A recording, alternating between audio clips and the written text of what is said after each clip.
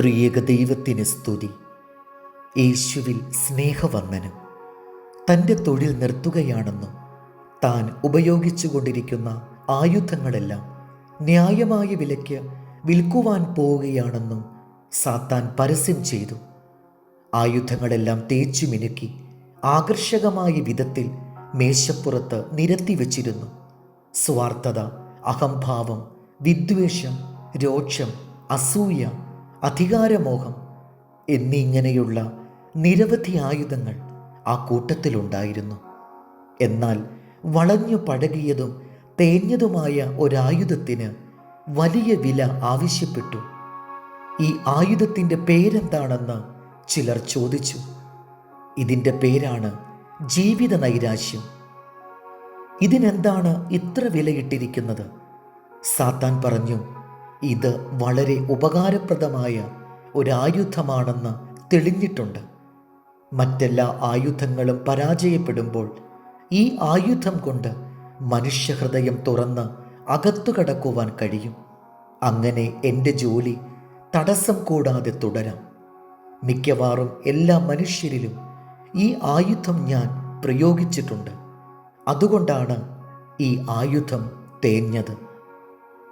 ജീവിത നൈരാശ്യമെന്ന ആയുധത്തിന് ഇത്ര വലിയ വില സാത്താൻ ആവശ്യപ്പെട്ടത് മറ്റൊന്നുകൊണ്ടുമല്ല, ആർക്കും ഇതുവരെ അത് വാങ്ങാൻ കഴിഞ്ഞിട്ടില്ല. ഇപ്പോഴും അവൻ്റെ കൈവശം തന്നെയാണ് അതിരിക്കുന്നത്. സാത്താന് തൻ്റെ ജോലി തുടരാൻ ഈ ആയുധം ധാരാളം മതി.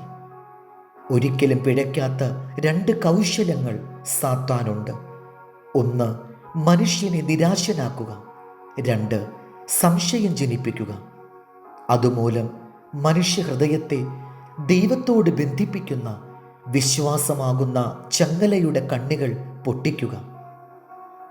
അതിന് ഏറ്റവും ഫലപ്രദമായ ആയുധമാണ് നിരാശപ്പെടുത്തൽ.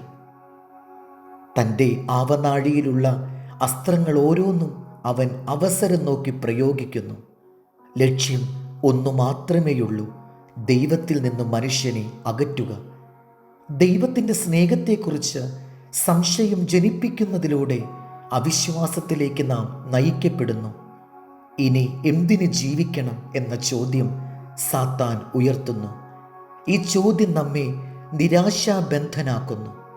ദൈവത്തിൻ്റെ സ്നേഹത്തെക്കുറിച്ച് സംശയിക്കുന്നവരുടെ പരിതാപകരമായ ദുരന്തത്തിൽ സാത്താൻ സന്തോഷിക്കുന്നു. എന്നാൽ പരിജ്ഞാനത്തിൻ്റെ ആത്മാവിനെ ദൈവം നമ്മിൽ നിറച്ചിരിക്കുന്നത് സാത്താനെയും അവൻ്റെ തന്ത്രങ്ങളെയും നല്ലതുപോലെ അറിയേണ്ടതിനും അതിൽ നിന്ന് ഒഴിഞ്ഞിരിക്കേണ്ടതിനുമാണ്. അവിശ്വാസമെന്ന സാത്താൻ്റെ ആയുധത്തെ വിശ്വാസമെന്ന പരിച കൊണ്ട് നാം പോരാടി ജയിക്കുവാൻ സർവായുധവർഗം ദൈവം നമുക്ക് നൽകിയിരിക്കുന്നു. എഫേസ്യർ 5:9. കർത്താവിന് പ്രസാദമായത് എന്തെന്ന് പരിശോധിച്ചുകൊണ്ട് വെളിച്ചത്തിലുള്ളവരായി നടന്നുകൊള്ളുവിൻ. ദൈവം നമ്മെ അനുഗ്രഹിക്കട്ടെ. കർത്താവിൽ എളിയ ശുശ്രൂഷകൻ ഈരാളിലച്ചൻ.